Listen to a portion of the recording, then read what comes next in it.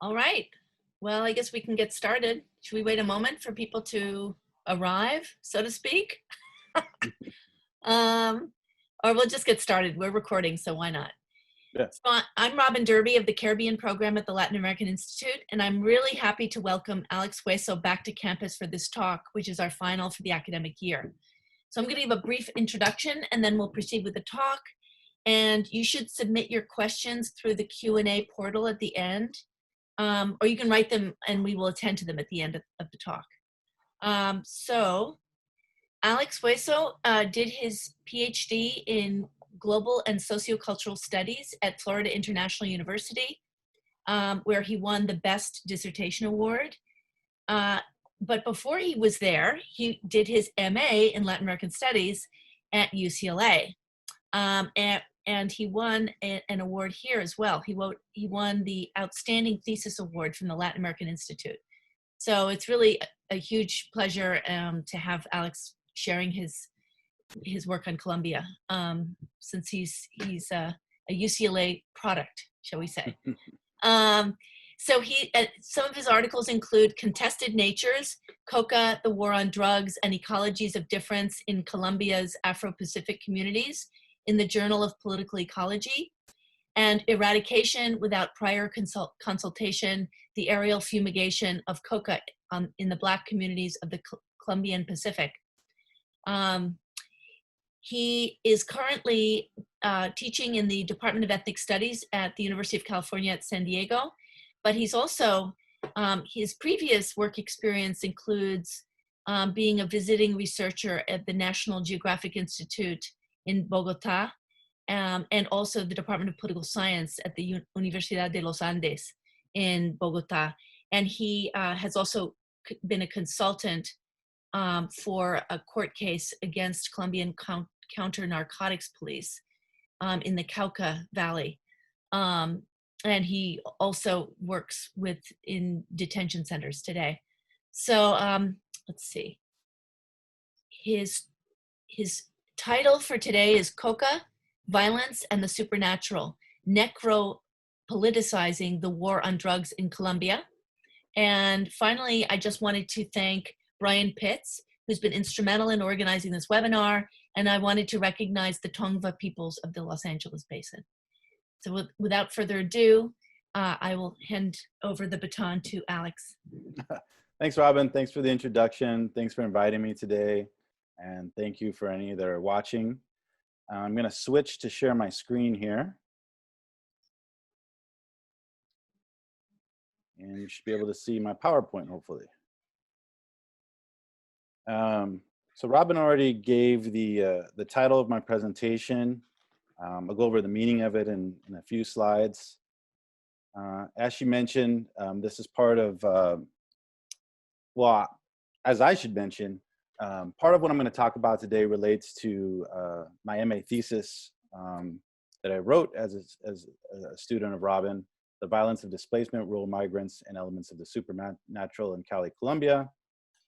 It also relates to my dissertation, Contested Natures, Insecurities, and Territorialities, the Aerial Eradication of Coca in Colombia.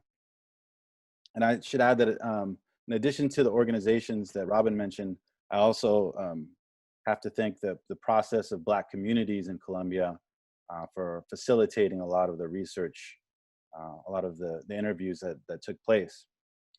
What I'm doing today is presenting an idea for a book. So that's the name of the presentation, Coca, Violence and the Supernatural, Necro-politicizing the War on Drugs in Colombia. I've been teaching in the Ethnic Studies Department at UCSD, and it's forced me to kind of rethink not only my dissertation research, but also my thesis research. and I never published anything from my thesis, and I'm slowly generating articles from my dissertation. I think this would be in a kind of an exciting way to frame all of it and see how it connects.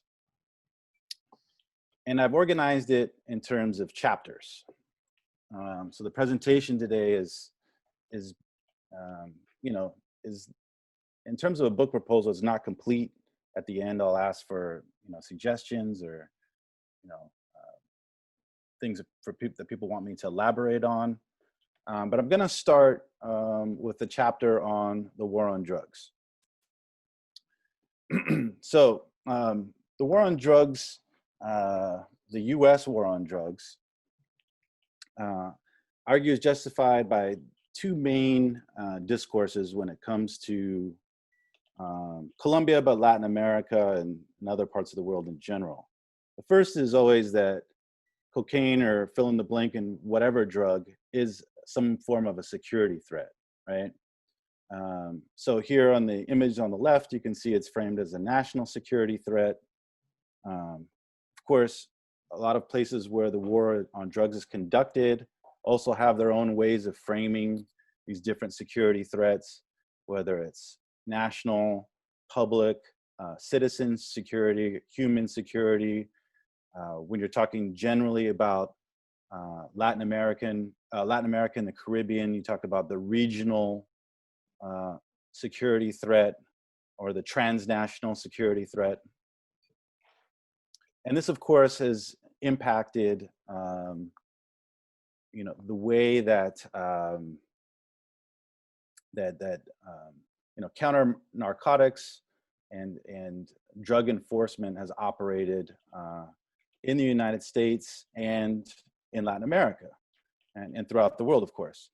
But particularly, I want to focus on this map. It shows the popular drug trafficking routes in the 1980s. And you can see that one major, pathway was through the Caribbean, right? So much effort has been placed on stopping that traffic that now you have this major flow going through Central America into Mexico, over land, via sea routes, via air, and with obviously major implications for people in Central America and Mexico.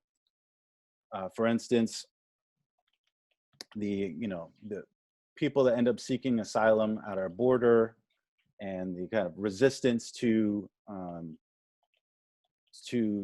migration, the label of illegal aliens and the way people are treated really obscures the fact that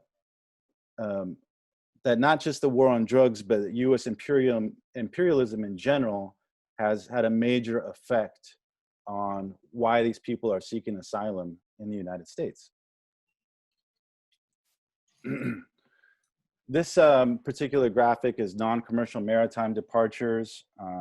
It's an image taken from U.S. Southern Command, which is located in Miami. It's the kind of military outpost for all the joint military forces that operate in the Southern Hemisphere.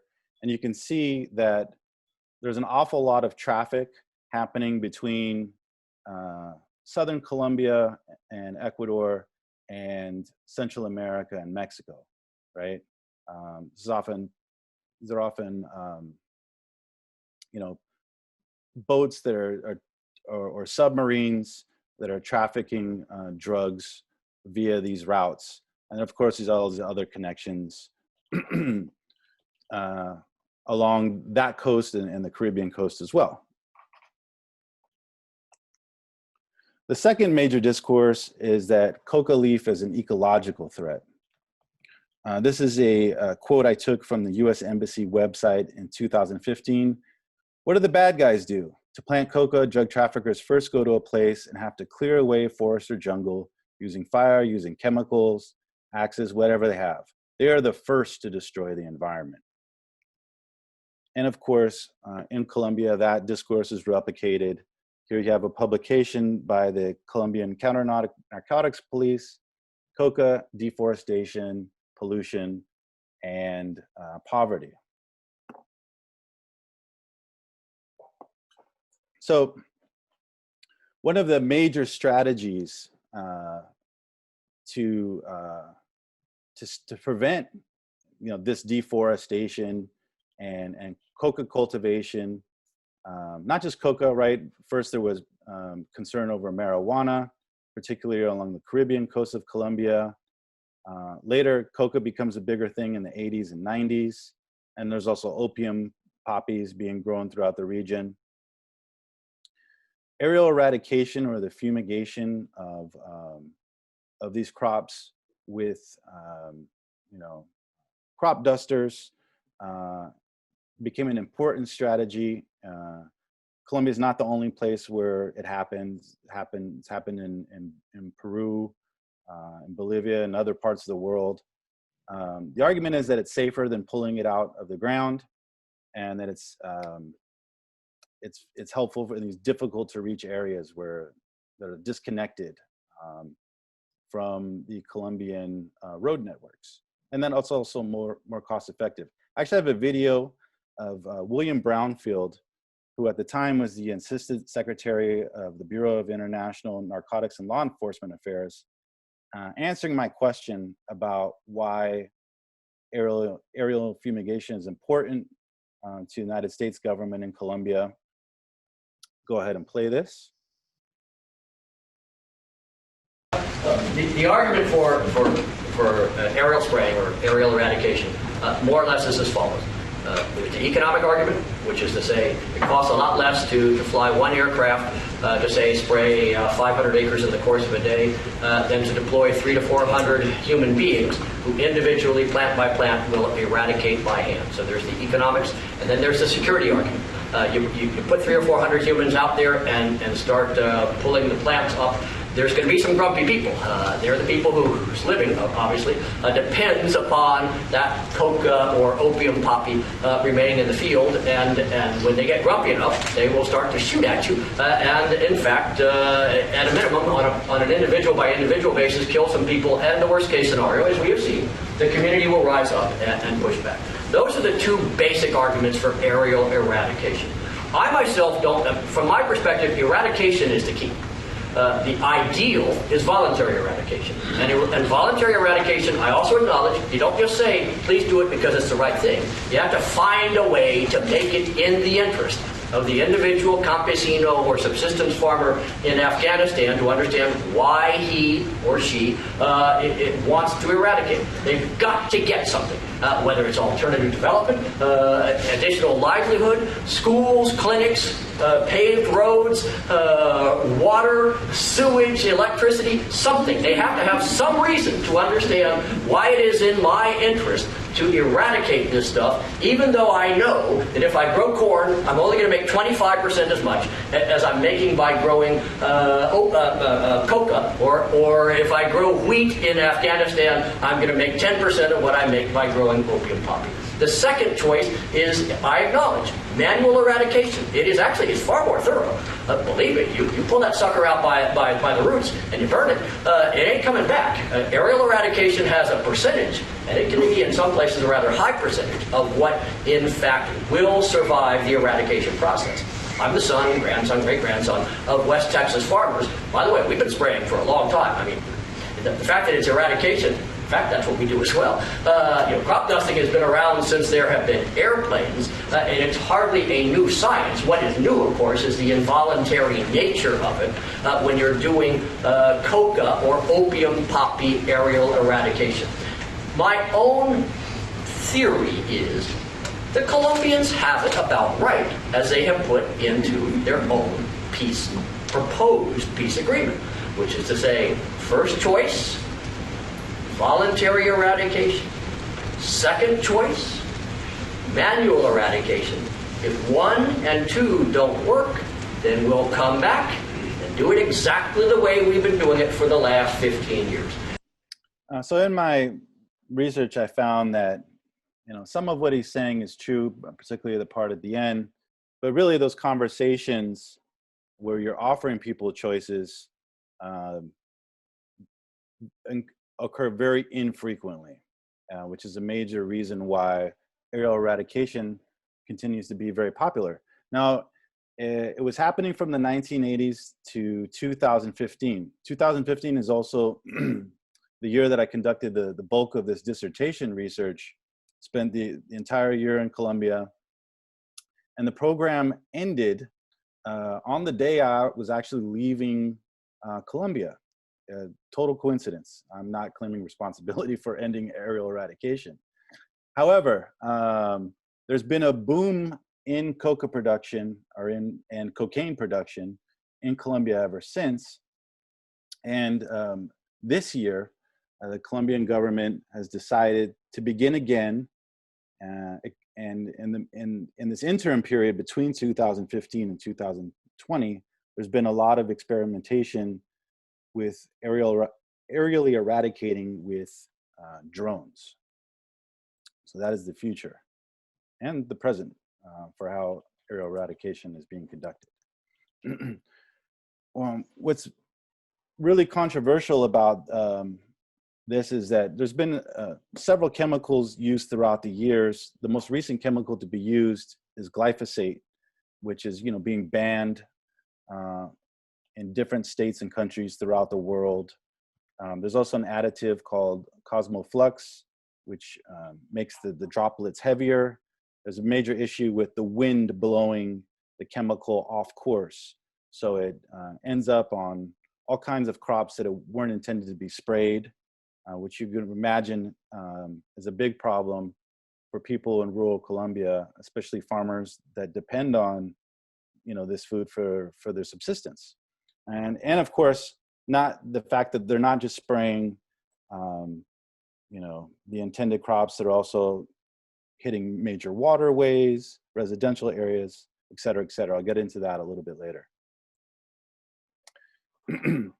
So now we get to how I'm starting to conceptualize all of this. And I've come up with this figure of the two-headed monster. So this is my invention, and the image itself is just something I found on Google. I think it's a comic book character. At this point, I'm not even sure. I don't remember where I got it from. I could have picked any monster image I found that had two heads, and it would have worked here. So we can think about this problem in a lot of different ways. And one way is that there's this mandate to stop producing cocaine, to stop cultivating coca. But then there's this high demand. And as you can see from the graphic on the right, the US consumes close to 37% of the global share of cocaine in the world. At one point, the US consumed 90% of the cocaine coming out of Colombia, right? So there's this, you guys need to stop this, but there's also, we're gonna keep demanding it because the demand side is clearly not being addressed. And I think about this as this monster, and one head is a biopolitical head, right? Michel Foucault, in his theorization of biopolitics, talks about the fact that it can be understood as a political rationality which takes the administration of life and populations as a subject. It's this regulation that happens for the sake of the survival of the species, the human species, or whatever species, or the survival of society or certain imagined communities. This Just Say No to Drugs campaign is a clear example of this form of biopolitics, as are the regulations that everybody's living in under the current pandemic, right? Necropolitics, on the other hand, is something a little bit different, but not completely distinct from biopolitics. Whereas biopolitics is intimately wound into necropolitics, since governments protect the lives of some by justifying the deaths of others. The relationship between politics and death is essential for understanding how states emerge through the reproduction of death, including its meaning and representation as the counterpart to life. There's an argument to be made that the Colombian state itself is this kind of exists because of both things, right? Because of biopolitics and because of necropolitics.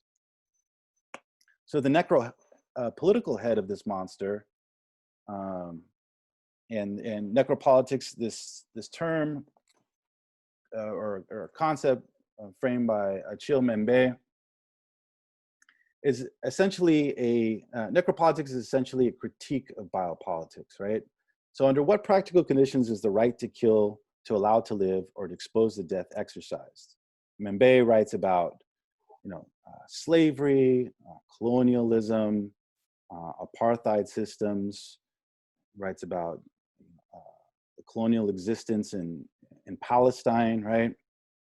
He argues that the calculus of life passes through the death of the other, that those folks in a necropolitical state are kept alive, but in a state of injury, and that weapons are deployed in the interest of maximum destruction of persons and the creation of death worlds. I'm going to talk a little bit about these death worlds in a moment.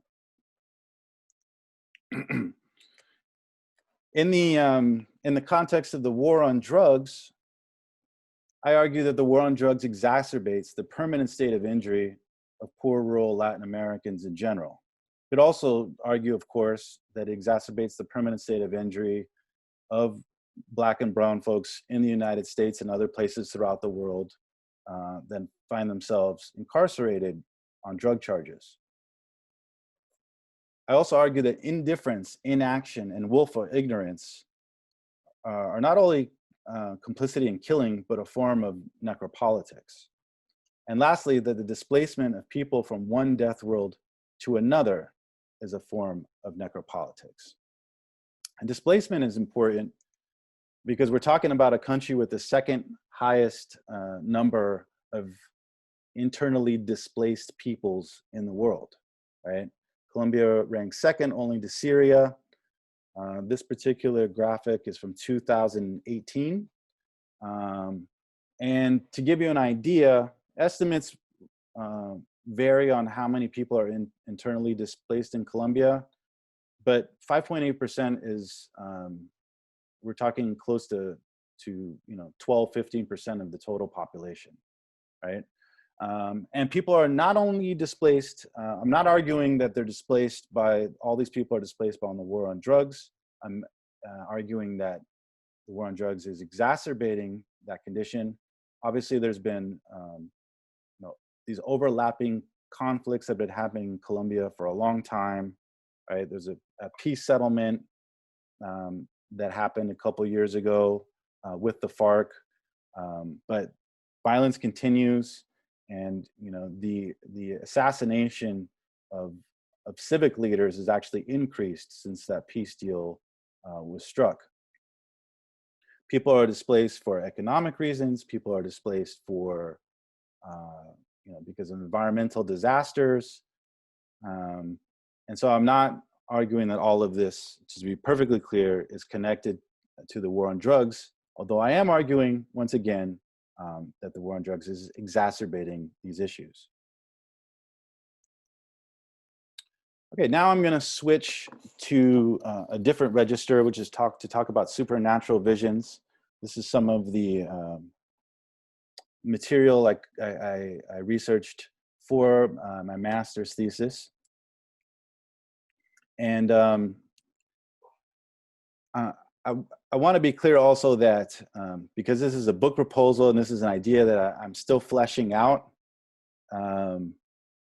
I want to be clear that this is not, this is not a fully formed idea of this idea of using the supernatural visions to organize these chapters. However, I do want to say that I'm thinking about these supernatural entities in a lot of different ways, sometimes as metaphors, and sometimes as actual stories that came out in my research. And I found a lot of these discussions about supernatural entities by reading children's books and different kind of, tales of myths and legends in Colombia, which, a lot of these myths and tales are common throughout the Americas. And to that point,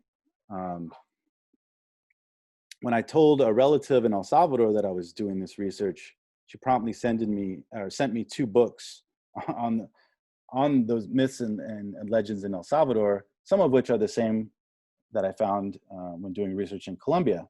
And of course, the first image here is La Llorona, there's recently a movie came out called La Llorona, one of the most popular figures of this kind of these kind of supernatural entities that I'm about to talk about. So what do these entities represent? Well, in the first place, they're oral histories. Now, I've shown you some books here, but really the majority of the research that I've done on these entities has been through talking to people and interviews. Sometimes these conversations, I'm intentionally asking people about their beliefs in these supernatural entities, but on a lot of occasions, these entities have just come up in casual conversation when I didn't ask anything about them. And it's important to note that they vary temporally and regionally, just like they do from Colombia to El Salvador, they also vary within Colombia. For instance, this character on the right, El Ayudado, which could be translated as the assisted one, someone who always wins a fight. On the eastern plains of Colombia, the border of Venezuela, this figure is portrayed as someone who places faith in objects, a fetishist that derives their strength from different objects that have given them powers. Whereas on the Pacific coast, in the Chocó region of Colombia, it's a person who will not be injured in a fight because they made a pact with the devil. As you can see in the image here, there's definitely some devils circling the fight. Another way that that these entities and these legends manifest themselves is through stories about people that actually existed. So in the Atlantic coast, you have this legend of an accordion player who gets into a duel with the devil and wins. And on the Pacific coast, you have another a parallel example of this, where the musician is playing a marimba, which is an instrument that's real popular in the Pacific coast. In both cases, the protagonist's name is Francisco, which is kind of, I'm not sure if that's coincidental. And an additional detail about the Pacific coast is that this was happening within the context of a priest trying to rid the area of marimbas because they were affiliated with the devil. So how do I read these supernatural entities and legends? Or how do people read them in general? Well, one way to read them is this kind of protection from the environment or the conservation of the environment. Don't let your kids wander too far from home because they might get snatched up, or don't go out into the water at night, especially if you've been drinking, because you might drown, right? A lot of these entities exist in these rural kind of isolated areas where your imagination really gets working quickly when you hear some sounds or see some sights that are frightening. Another way to think about these entities is, the protection from desires. For instance, the figure on top is a troll, a duende, known for pursuing 14 and 15-year-old girls, kind of coming of age, and seducing them with a guitar or a marimba.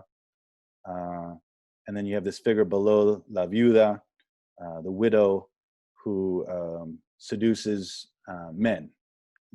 With, in both cases, the implications for those that are seduced are grave, right? They're under a spell. It could mean death. And lastly, another way to think about these entities is the enforcement of Christianity. There's so much talk of the devil, right? And what is the devil? The devil's a symbol of pagan beliefs, of non-Christian beliefs. And so here you have a picture of a priest whipping the devil with his belt, right? So this, and also key to understanding this is that a lot of these, especially the more harmful entities, are repelled with crosses or holy water, or other symbols of Christianity. So speaking of the devil, one of the first characters I encountered was this devil of JUANCHITO. Let me tell you a little bit about JUANCHITO first, where it is. So JUANCHITO is this city on the outskirts of Cali, Colombia. And Cali, Colombia is considered kind of the de facto capital of the Pacific coast of Colombia. And it's legendary for a lot of things, mainly in Colombian kind of, I guess, folklore discussions. The international capital of salsa, and also the beauty of its women. So here on the top right image, you see a picture of Rubén Blades and Hector Lavoe on their way to JUANCHITO. JUANCHITO exists on the outskirts of the city of Cali, and it became the place to party, especially in the 70s and 80s, because a curfew was put on the city of Cali, and in order to go out after hours, you had to go outside of the city, which meant going to JUANCHITO. And so I'm going to read a little bit about the devil of JUANCHITO, and this is taken from my master's thesis. Legend has it that a tall, handsome, well-dressed man appeared at the popular nightclub Agapito and wowed the crowd with his flashy dance moves. In one version of the story, a woman dancing with the devil was in awe of this handsome man, his incredibly fast moves. She looked at his feet and screamed when she saw the lower half of his body. She screamed when she saw the lower half of his body was invisible. The devil left in a cloud of sulfur, and everyone evacuated the club. The woman had to be hospitalized for 3 days from the shock of the incident. In another version, the devil danced with a beautiful caleña, or woman from Cali, who matched his dazzling abilities step for step. The devil eventually faltered on a dance move towards the end of the night, and the woman noticed he had hooves for feet.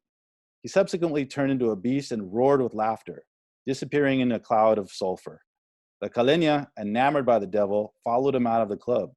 So the story concludes with, they say that even the devil had a weakness for caleñas and had to marry one himself. The common features in multiple versions of the tale of the devil's good looks, charm, and ability to dance. The description of the devil as a highly skilled and dashing performer is reminiscent of a legend from the coastal city of Tumaco on the Pacific coast, which portrays the devil as a supremely talented marimbero, or marimba player, or the best dancer. When someone plays the marimba or dances exceptionally well, locals comment that that person has to be the devil.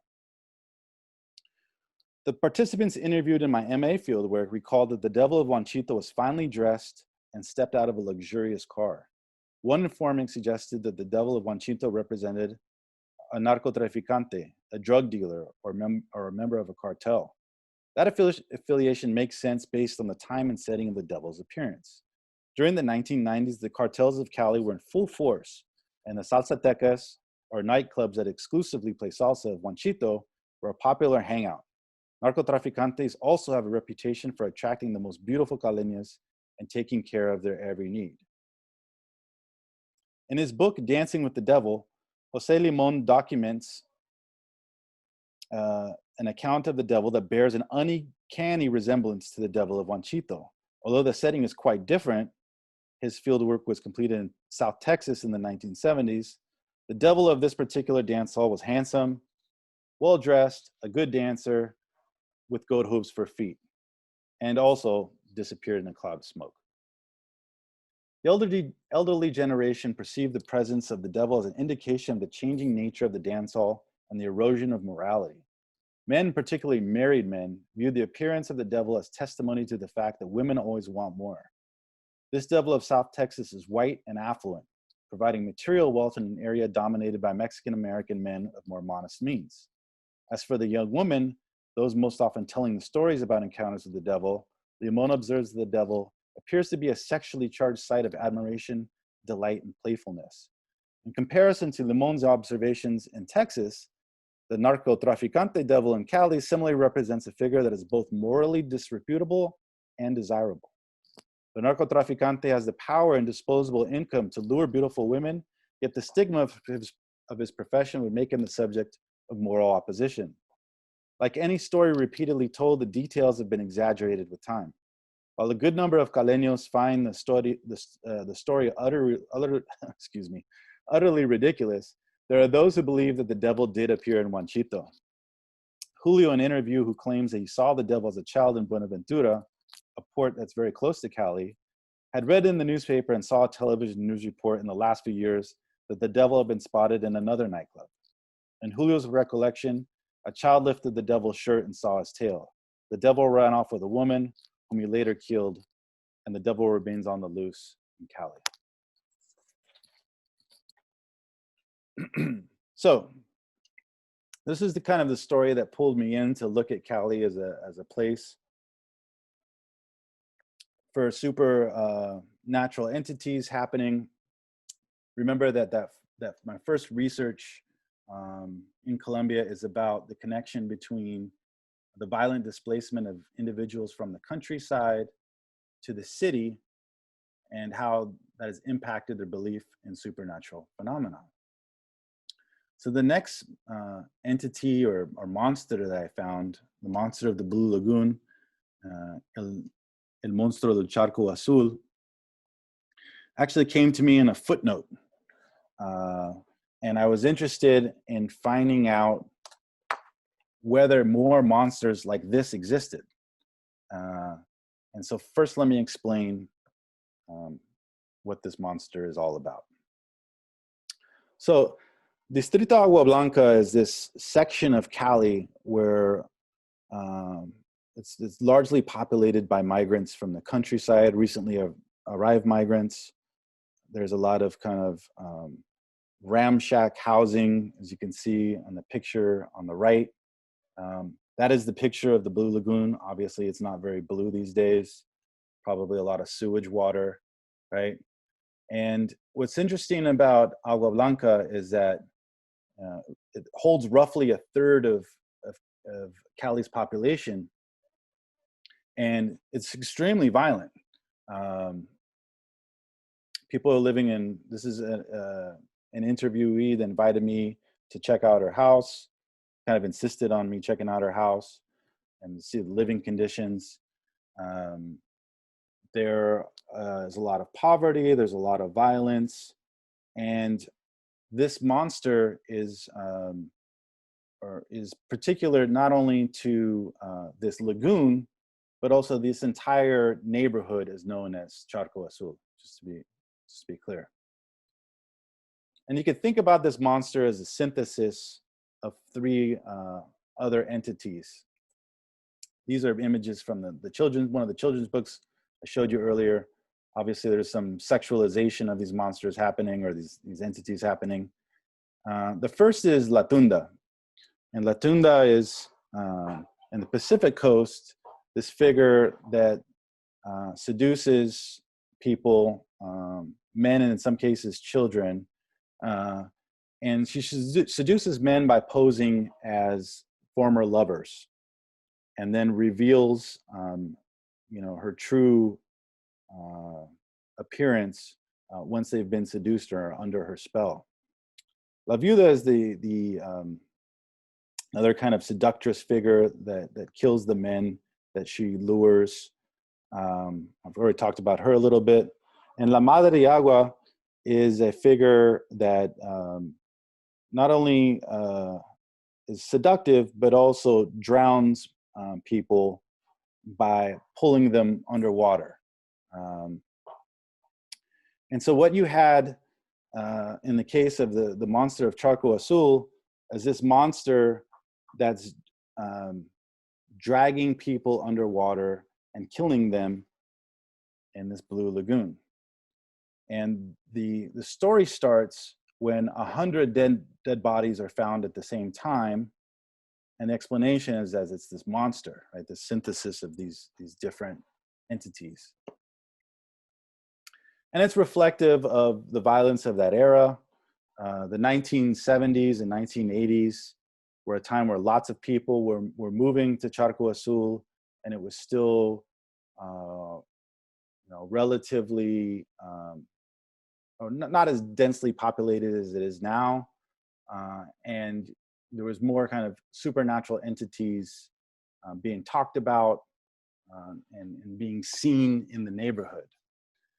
Nowadays, the violence continues, and I have some images here on the left of people finding cadavers in the lagoon in the last few years. You also have this image on the right, which is a notice of a social cleansing happening. Anyone that's a drug addict, thief, prostitute, or just generally bad person, we have you identified. We're going to kill you. And so what Membe says about these death worlds is that an important feature of the age of global mobility is that military operations and the exercise of the right to kill are no longer the sole monopoly of states, and the regular army is no longer the unique modality of carrying out these functions. So this social cleansing post on the right, these signs are put up around the neighborhood and basically tell you, don't go out in public on such and such a date at such and such a time, because this social cleansing is happening and we're gonna go around and kill people. And it's conducted by different armed groups. Sometimes it's conducted with the cooperation of the police. The idea is to kind of rid the neighborhood of all its problems. And it's a way for those groups to exercise control over those neighborhoods and recruit new soldiers, because you're either with us, in which case you join, or you're against us and you get killed, right? Which prompted one of my informants to say, and when I asked him if he was scared about the supernatural entities in the Charco Azul, to say, at night, it's the live ones that I'm worried about. The final kind of entity that I want to talk about for my master's thesis is the witch from Agua Blanca. Once again, hypersexualized. I find this particularly problematic because these images came also from a children's book. So when I was first asking about different entities in this other neighborhood of Distrito Agua Blanca, I was pretty discouraged until the subject of Ouija boards came up. So I'll read another excerpt here from my thesis. Though the popular sentiment is that many of the younger generations are disinterested in the stories their parents and grandparents tell, there is a recent obsession with the supernatural amongst Colombian youth that has caused quite a stir all over the country. Ouija boards, the famous board game that allows its participants to communicate with the dead, are in vogue and the subject of various news reports. In the majority of the news reports, large groups of adolescents are possessed and often require hospitalization after group Ouija sessions, where they summon spirits. Concerned adults call on priests, psychologists, and police in an effort to dispel the hysteria. Claudia, 19 years old and 1 year removed from secondary school, commented that her former school and others in Distrito Agua Blanca have banned the use of Ouija boards. Claudia also mentioned that the problems arise because these young people do not know how to properly end the Ouija session and close the portal between the living and the dead. So as you can see, there was an outbreak of this, not just in Cali and Distrito Agua Blanca, but throughout Colombia. It continues to happen today. On the right, you have this notice that a child committed suicide after playing with the Ouija board. And oftentimes they're communicating with fallen other youth, particularly criminal youth that have been killed in very violent ways.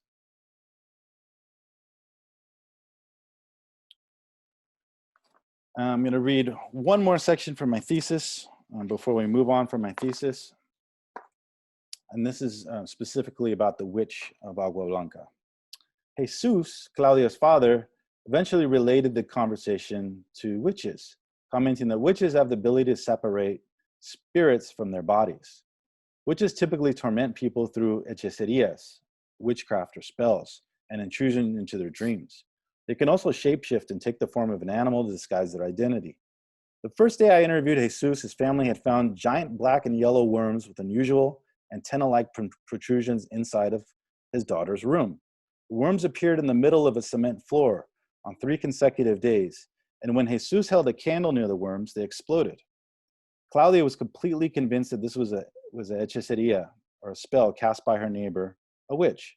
She believed that her neighbor was envious because Claudia was much better looking than her neighbor's daughter.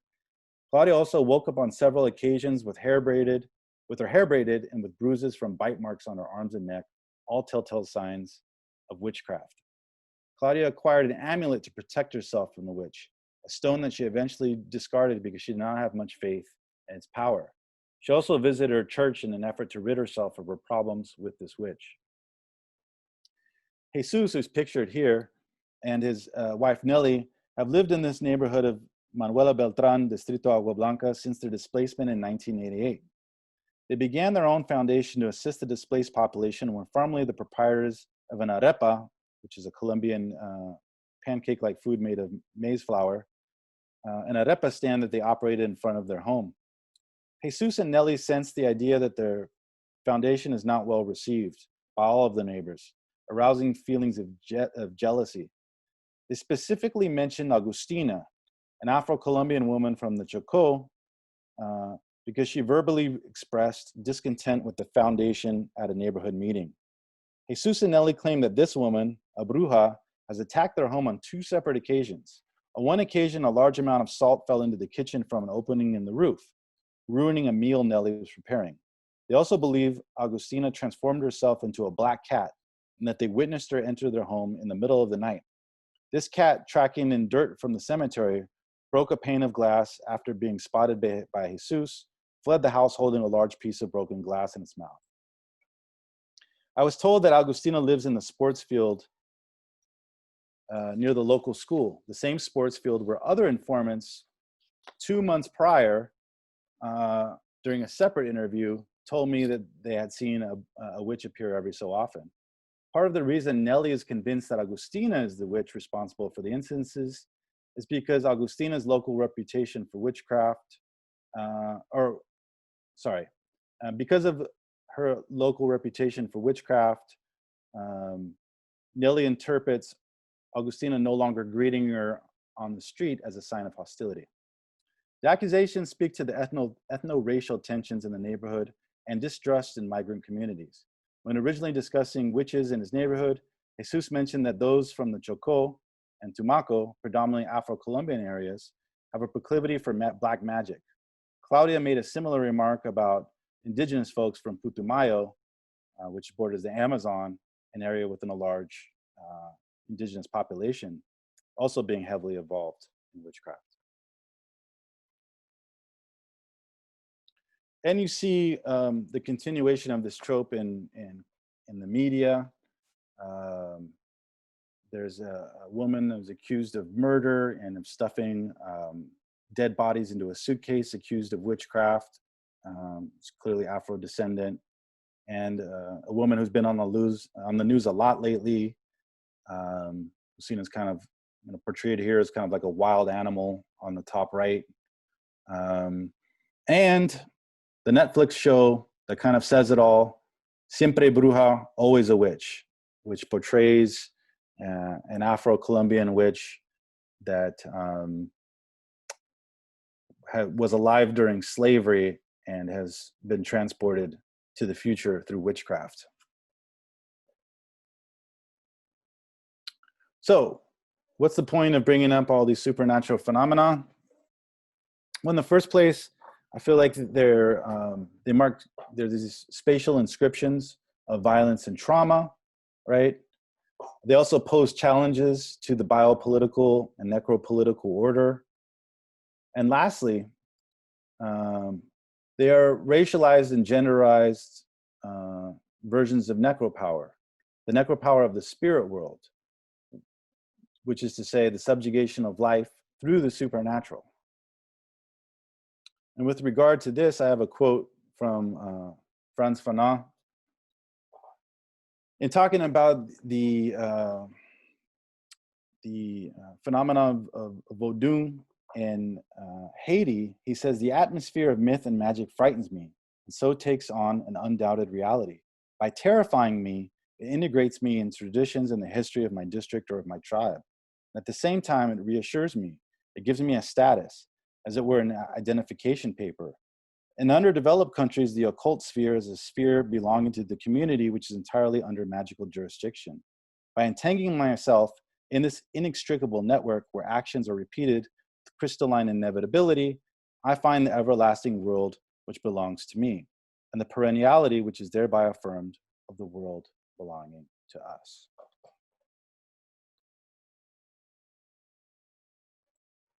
Okay, almost finished here.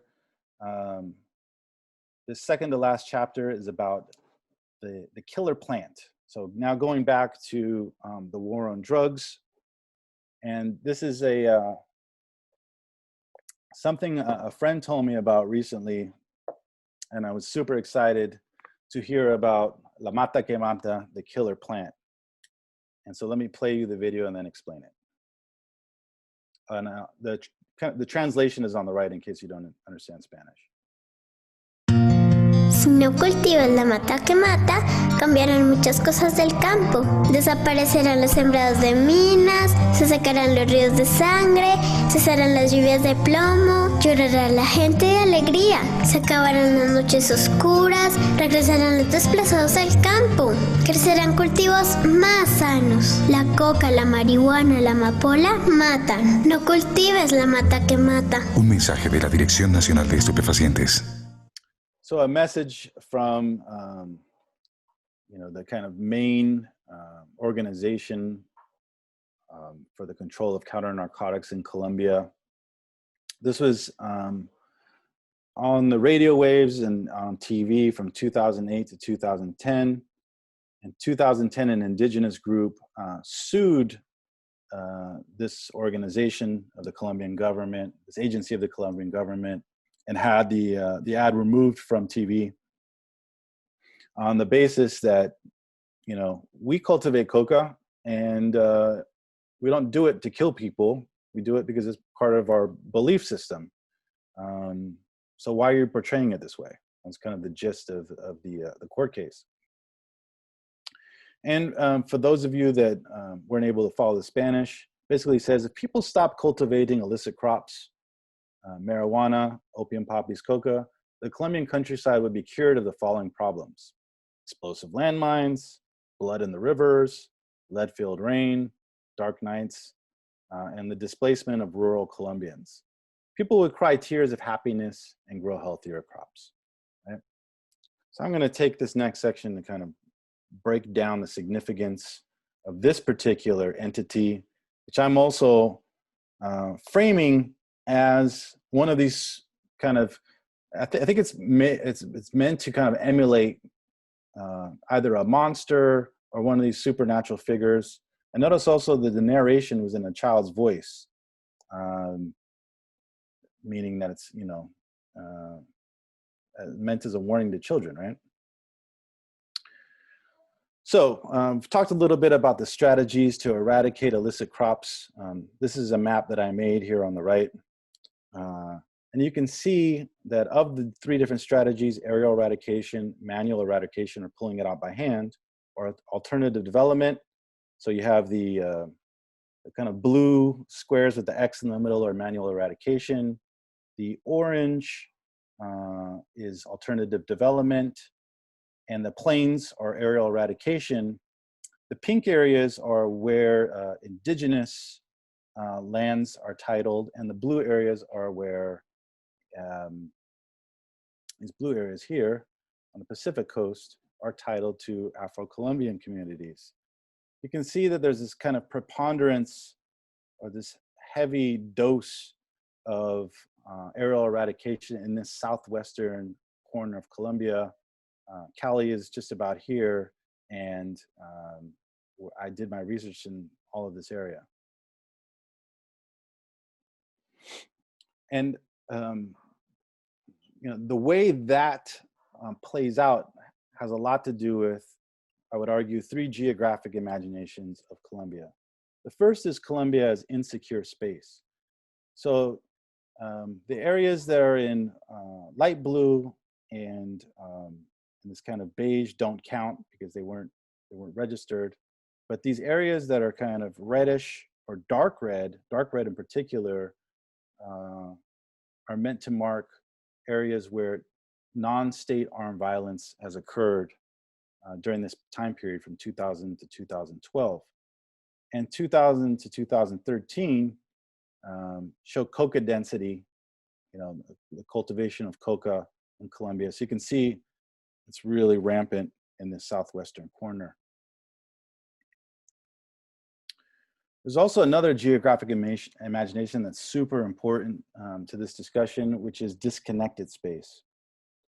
So these indigenous and Afro-descendant territories exist on the margins of Colombia's road network. That's what the black and red are roadways in Colombia. So you have these people that are very disconnected in a lot of different ways. There's really only two roads to the Pacific region. One from Cali to Buenaventura, and this other that connects the interior to the port city of Tumaco, near the border with Ecuador. Other than that, if you want to get to these areas, you either need to fly in if there's an airport, or you need to take a boat from somewhere else. Which means essentially that these areas and these areas of, close to the Amazon and Venezuela are not just disconnected from roads, but disconnected from access to markets, to commerce, right? And so what alternatives do they have in these areas of the country? The last geographic imagination I want to talk about is biodiversity and biodiverse space. 50% of primary forest in Colombia actually exists within these areas titled to either Afro-descendant or indigenous peoples in Colombia. And there's all these alternative or you could call them satellite discourses about Colombia's economic potential and how deeply tied it is to its biodiversity. So here's where I conducted my research. These are the major cities I visited: Buenaventura, Cali, Popayan, Guapi, and Tumaco. And as you can see, the principal means of transportation in these areas is not roads, because the roads are over here, but rivers, waterways, right? So this is a rural and riverine setting. There's historical legacies. The reason why there's so many Afro-descendant peoples in this part of Colombia, and Pacific Coast is anywhere between 80 and 90% Afro-descendant, is because of slavery, right? This legacy of slavery. They were brought there to mine gold, and a lot of folks that escaped from slavery end up in these maroon societies, which becomes a kind of political base that eventually ends up in them making claims to these territories, these lands that have been granted by the Colombian government. They made these land claims on this basis of ecological stewardship. In other words, we're going to take care of the land just as indigenous folks do on their reserves and territories throughout the Americas. It's also key to understand that a lot of this titling happened once Colombia fashioned itself as a multi-ethnic state. And this happened in 1991 with the implementation of a new constitution that said Colombia is a multi-ethnic state, and we have to respect all these different cultures and ethnicities that exist within our borders. And one of the main tools for these indigenous and Afro-descendant are the tools for Afro-descendant indigenous communities that they can use is to say, you need to consult us about what happens on our lands, whether that's alternative development, right? Whether that's building a road, whatever it is, you need to consult us about what's happening on our land. This is known as previous consultation, and it's not really a law that exists in Colombia. It's an international law created by the International Labor Organization that has materialized in Colombia through different court cases where people have argued for the right to previous consultation. So clearly what's happening in the case of aerial eradication, if I go back to this map, is that that right is not being respected, because you can see how many planes are in that section of Colombia, that southwestern corner. So there's a lot of fumigation happening against the will of the communities, of the people of those communities. So I got pulled into this particular topic because in 2012, I was sent this letter, and it's all there in Spanish, but I'll read some of it in English for you.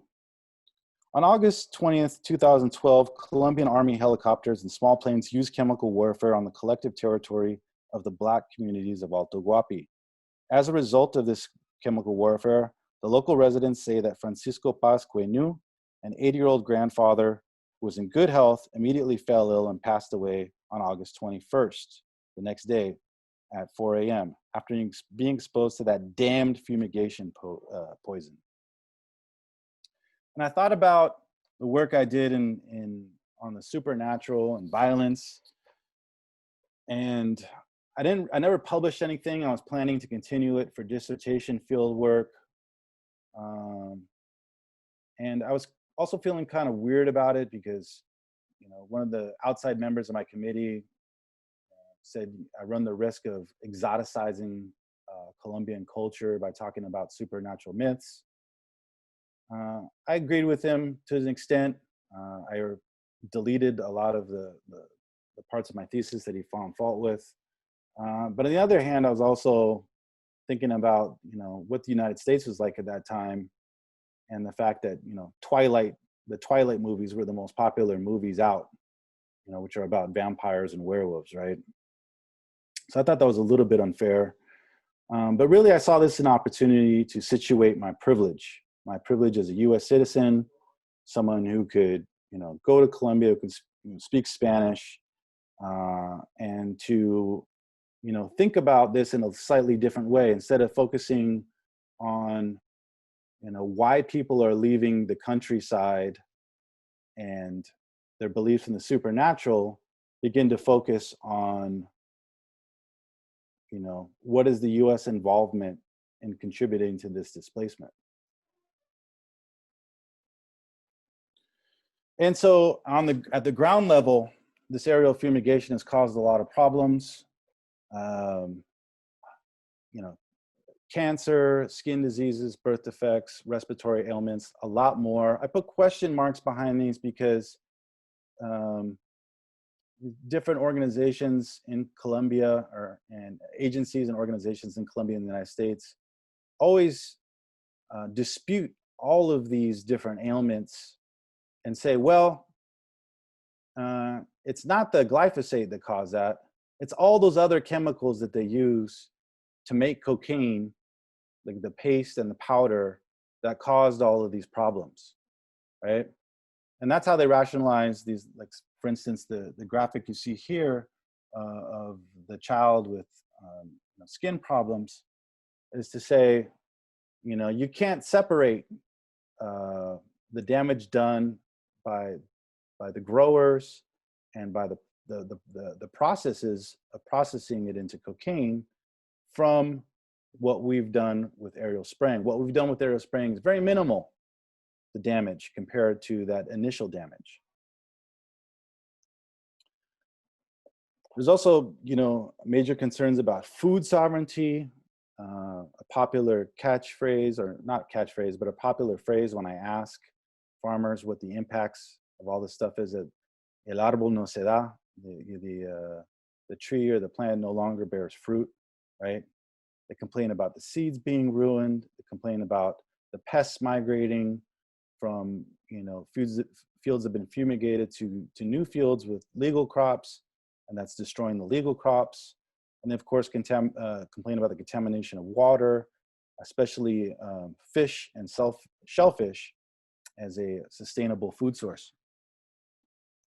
Here's an image of a field that was fumigated a week after. As you can see, there's still some plants living, and there's a lot of plants that died. It affects different plants differently, but the main function of this spray is to lower the alkaloid content of the plant, of the coca plant, which is going to have different, like I said, different implications for different plants. So how do people deal with this problem? Well, one thing they can do is download a form from the internet. If you know anything about any rural part of Latin America, usually people are not sitting in front of their computers all day. They might not have electricity, let alone the internet. This form that they had to fill out, you know, asks for some pretty specific information, the date of when they were sprayed, the size of the GPS coordinates of their plot, you know, some econometric analysis of the crops that were damaged, et cetera, et cetera. It's completely ridiculous, right? So it's no surprise that less than something like 6% of the cases ever get addressed, because most people are not willing to go through this process just to be let down. This, of course, is in contrast to all the information kept on the actual spraying. I had access to a court case where 26,000 Colombians were suing the counter-narcotics police and saw the actual flight logs of the pilots. You can see, you know, that they, you know, where they filled out these forms, how they filled out these forms, and what information they left out. So this kind of evidence is going to work really well in court, whereas this evidence here over here on the left, you know, these farmers are at a severe disadvantage. And so how do the accidents happen? How do people that don't have coca, or even people who have coca, how do they get sprayed? And what are the impacts for their neighbors, right? Well, in some cases, it's just one person in a community growing coca, and it causes a problem with the rest of the community. That person might be an outsider. It might be just a really desperate member of the community. The law is that you can only spray lots with coca, and that if there's just one plant, you can spray the whole lot, even if the legal crop's there. Now the problem, and if you can tell from the picture on the top left, is that how do you tell the difference between one lot from the other when it all just kind of looks like tropical rainforest below? Which means that as soon as you see a plant, you can pull the trigger and spray, but you could end up spraying a lot more and no problem, because, you know, you can't tell the difference between these lots. It's not like flying over Nebraska where you're looking down at squares. It's a lot different, right? And it's not industrial. These are not industrial farms. These are farms where people are mixing crops and interspersing bananas with cacao, and et cetera, et cetera. And of course, the pilots have these registers of where they flew, and they're provided with satellite images by the United Nations Office on Drugs and Crime. And those images are only taken once a year, which means that they identify where they need to spray based on a map taken in December, an image taken in December, and then the pilot goes back, is supposed to verify that, all while, in often cases, they're being shot at because people want to shoot down the planes, and they're moving very quickly. So you can imagine that the accuracy is not the greatest.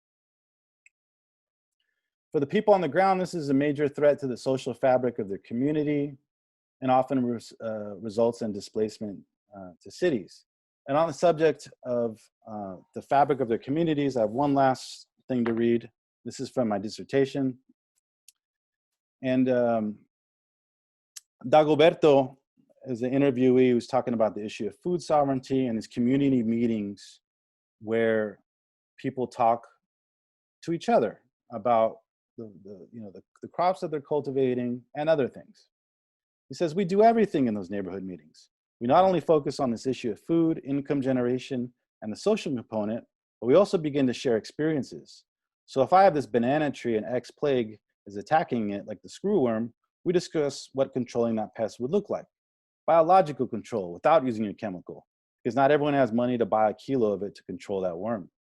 During the course of these conversations, we also talk about folkloric traditions, such as the curulao, or myths and legends. We begin to talk about la tunda, la pata sola, la madre de agua, el duende. They tell us that the duende pursues girls between 14 and 15 years old or coming of age.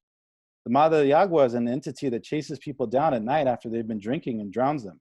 We begin to tell those stories precisely in those moments. That is the social importance of this organizational component.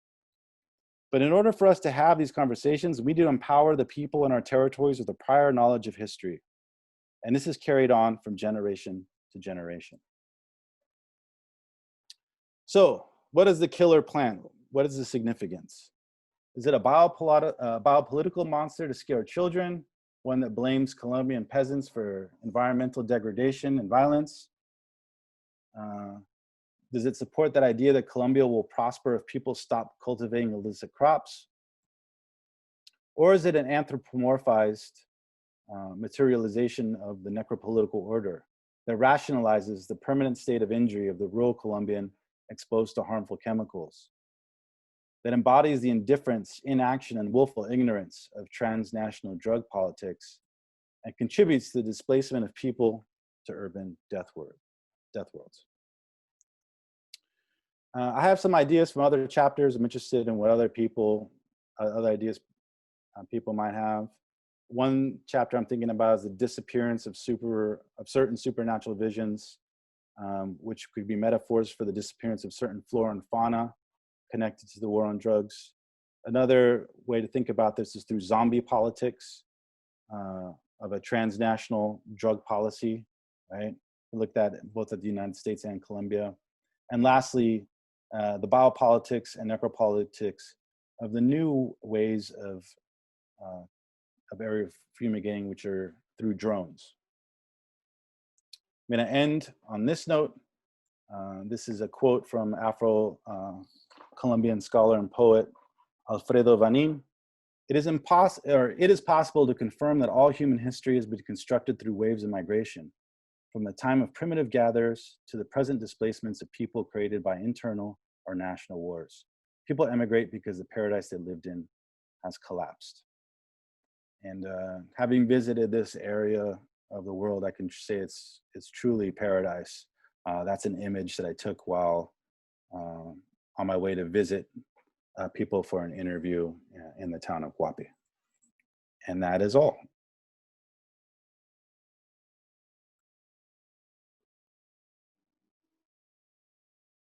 For this fabulous talk. Oh, unmute your mic.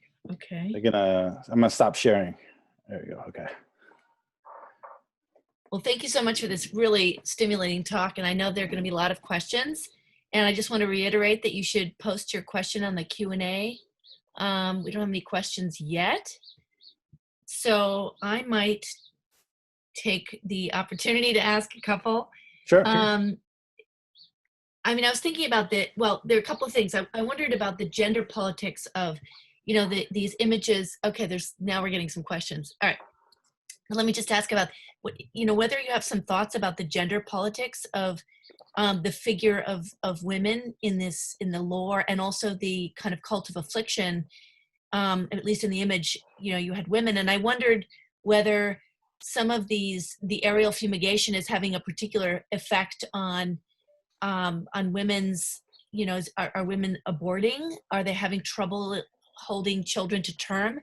And whether I guess my hypothesis would be, to what extent are these new chemical interventions contributing to, what is a kind of traditional witchcraft lore, which also looks quite European. There's a lot of European imagery around this, but so that was the question I wanted to ask. So in terms of the physical effects, all of that science is disputed, but you hear, I've heard several stories about children being born with birth defects, obviously affecting women's fertility.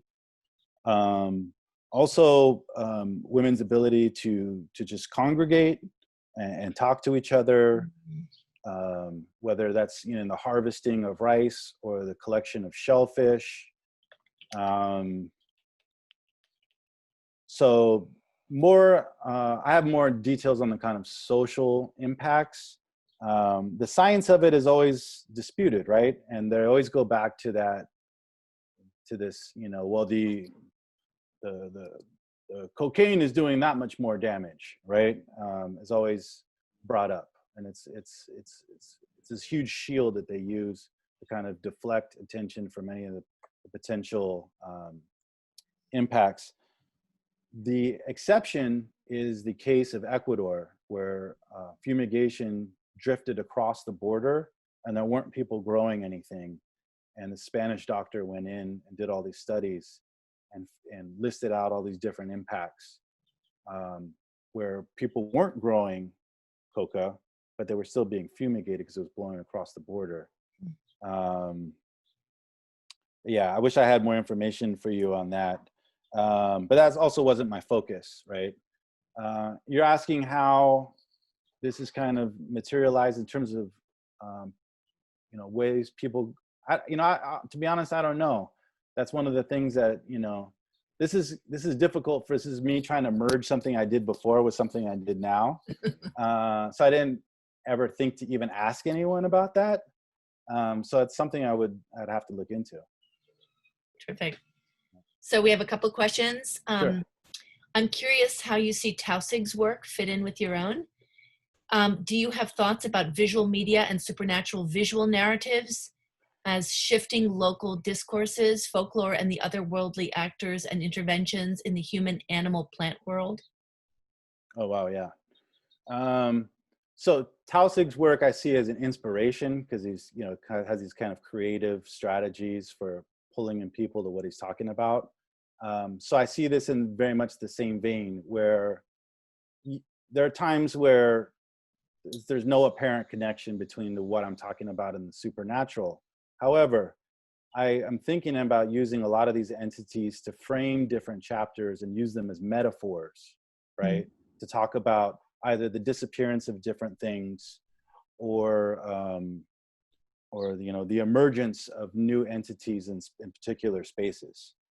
So yeah, Tausig's work I find it really inspirational and it's driven a lot of what I'm thinking about here. The second part of the question is, do you have thoughts about visual media and supernatural vision, shifting local discourses, folklore and the human? So I think this is more arguing for more kind of like an actor network theory maybe, and kind of more kind of, I forget what those different theories are called, but kind of decentering the human, I think, is what this is asking, right? Absolutely. One of the major impacts is that people talk about not just the migration of pests from one area of the countryside to another, but also how people need to import certain foods that, for instance, shrimp used to be in abundance. And now if you want to get your hands on some shrimp, or peach palm is a really popular food in this area of the country. That's to summarize, that's where I want to go with this. I just haven't gotten there yet. Perfect. So we have a comment. Not a question for now, Alex, but a word of thanks for your thinking about the significance of territory, above all, signaling the significance of river communications in the Afro-Colombian regions. You showed us some excellent maps. Yeah, thank you. I haven't seen Professor Bell in a long time. Yeah, Any other absolutely. I knew he was going to hit me with the geographic comment. Others can contribute questions to the Q&A, because we still have some time if you have questions, and that's how we're doing it. If you just open up the Q&A panel and then post your questions. Well, since we're still waiting on question, I can follow up with the gender thing. I mean, it does strike me that the crisis of food and also the crisis of fertility, that's being engendered by this aerial fumigation is kind of the, it could be the thread that ties together the significance of women Absolutely, in and these the kind of visiones. politics and necropolitics of it too, right? This kind of I don't know if you would call it inadvertent, but this kind of sterilization, right? Of the land and the people. The land and the people, yeah, absolutely. I mean, it's, it might be interesting to think about, some of there's been really excellent work done by Anita Casavantes, for example, on the imagery of children in Cuban political discourse that might be evocative in this regard. What was her last name? Casavantes Bradford. She has a book Casavantes. on the imagery of children in Cuban political discourse. It's a wonderful book. Okay. I mean, I was also wondering if there also might have been changes in the gender division of labor that might help explain the prevalence of women getting picked on. It sort of reminds me of Debbie Piccini's book on bachata. Mm-hmm. She's looking at these bachatas that emerge, which really target women as this problem. Mm-hmm. And this is a period when when due to shifts in the gender division of labor, all of a sudden men don't have access to work because the export free trade zones are employing women. And so men aren't able to have a family, they're broke, they can't hold a girlfriend. And she ties together this kind of the prevalence of the imagery around, women and the way they screw your life up in terms of gender division of labor. And I wonder, whether there might be some interesting embedded labor stories about. Yeah, I think a lot of those embedded labor stories, I feel like also are more directly related to the changes that happen when this cultivation and processing starts happening in your area, right? A lot of folks talk about, sex work becomes a thing and it didn't before, mm-hmm. right? And the kind of disposability of life, right, changes in a drastic way. Right. Yeah. Okay, we have a question. We spoke about gender, but also witnessed lines of race and ethnicity. What types of parallels do you see by race and ethnicity and perhaps the intersection of race and gender in your work? Sure. Let me read that question again. We spoke about gender, but also witnessed lines of race. So definitely this, and this is really important because this is a big part of the work that the process of Black communities and other organizations do, is to draw attention to the fact that Afro-descendant Colombians are normally kind of othered and exist outside of the national imagination of what it means to be Colombian, right? And that clearly intersects, with race when we talk about the kind of othering of the witches that I was discussing, right? And how they're often viewed as constructed as threats. I don't know how much more I can say about that because I'm still kind of grappling with that. Mm-hmm. But I think my analysis, in terms of the supernatural part of it would go there. I don't know how much more to say. Okay, we're still waiting for another question, so I'll take the stand again. I was thinking about, I have been taking a look at the kind of supernatural crisis engendered by the Haitian earthquake of 2010, mm-hmm. and there was a kind of, there was a way in which just the presence of all these unburied dead which were not properly tended to, right, created this, crazy surge of possessions, which even extended across the border to the Dominican Republic. Right. Because the spirits had nowhere to go. They were not dispatched properly.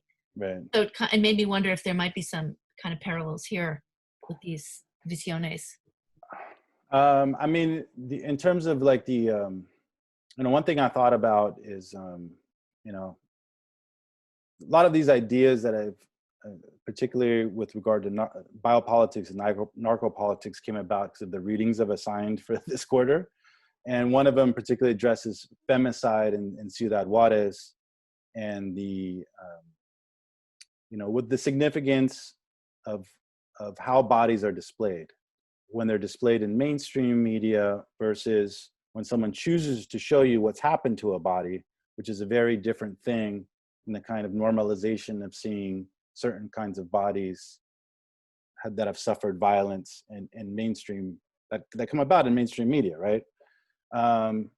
So, I think that an interesting way maybe to think about that and the intersection of the supernatural would be to think about the funeral processions and that the ways that, Afro-descendant traditions, with regard to funerals, there's,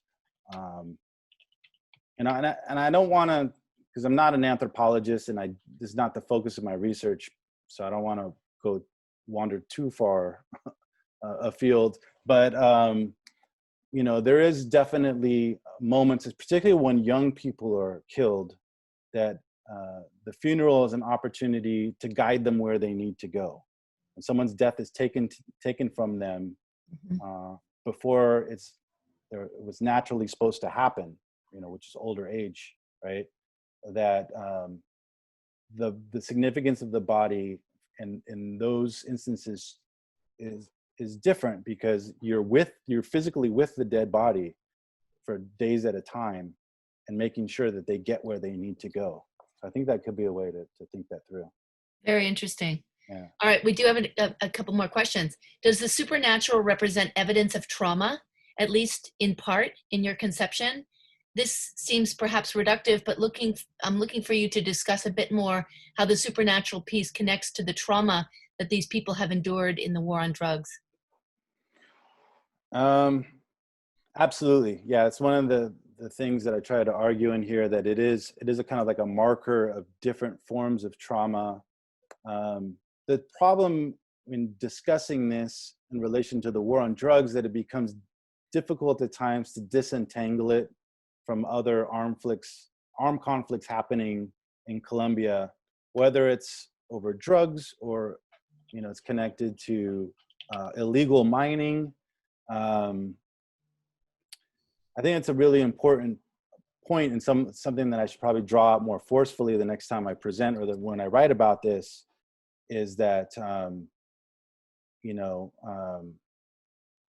that there are different figures. For instance, I interviewed folks that visited places where violence had happened after the fact. And, they were out working in a field and heard voices at night and heard actual battles happening at night, open their tent and there's nobody around. So I think it's a good way to talk about it as a kind of landscape of violence, is to talk about these supernatural entities as markers. There was another woman who I interviewed who felt like a spirit was holding her hostage in her house, was preventing her from leaving her house. And she was literally kind of bedridden and stuck in her house for years at a time.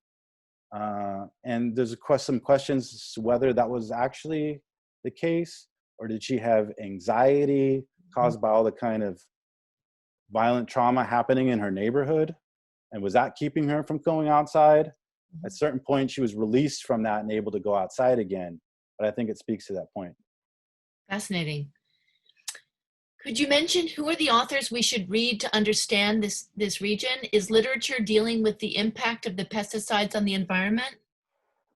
Oh, that's a long list. So the authors, in terms of, I can point you it depends what aspect you want to understand better. Specifically pesticides and the environment. There's researchers at Los Andes and a few other institutions. I'd like to actually answer this on the side because I'd have to dip into my bibliography. Got it. Should I do that right now? Well, we're kind of out of time. Okay. Gabriela, I recommend that you... Yeah, please email me. Yeah, perfect. Is your email, do you have, is available? Yeah, can I write it here? Yeah. Okay. Yeah, perfect. Great, great. Well, this has been a really fantastic talk, and thank you so much, Alex, for sharing your work with us. And I was, there was a robust attendance, and I think, oh boy, we've got one more question. Okay. But we're kind of out of time, I'm afraid. I think, Rami, I'm going to suggest that you email Alex. Rami's one of my students, so I'll talk to him. Oh, okay. Okay. Yeah. All right. Well, thank you so Thanks, much, Rami. Alex, and let's give a warm welcome to Alex for his wonderful research. Thank you. Thanks, Robin. Thank you for inviting me. I hope it was, I know it's kind of weird, so I hope people could follow as much as possible. I know it might have seemed like a stretch in some places, but I feel like there's an idea there I can build off of. Absolutely. I'd like to talk to you some more about it. So thank you, everyone, for listening. Fantastic.